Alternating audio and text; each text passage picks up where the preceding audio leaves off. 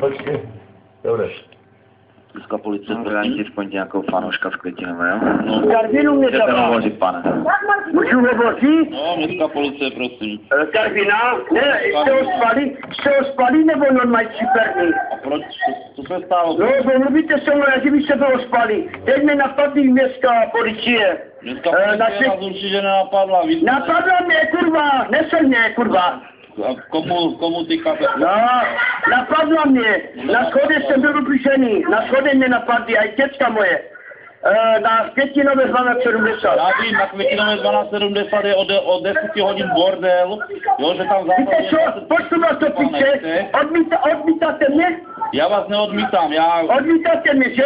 Že mě napadla, moje děcka napadly v 14 letech? Já vás neodmítám, pane. A co chcete, bušerante? No, co chceš, bušerante? Aby si pojebal svoji matku, co chceš? No, bušerante, už se neozýváš? Já vás poslouchám. No tak, jestli on mě uměl tak vyslechnout, že mi nadával do bušerantů a do matky a napadlo mě, a moje děcka 14 letech, tak já se klasnu. Dobře, jak se jmenujete? Petr Jaroslav. Ne, neznívejte ho! Ne, on mě napadl. Jak se jmenujete, pane? Petr Jaroslav, jsem napadený, mám těžké nemoci v hlavě.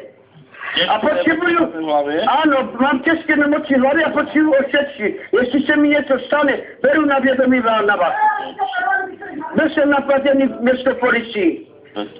A jste tam poslali státní policii? Ano, byl tu a napadli mě na schodech. Tak mě praštili, že nevím o sobě.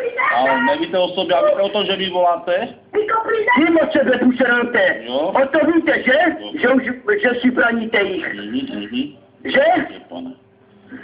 O to víte, že si braním, že? Vaše ti skurvenci, policajti.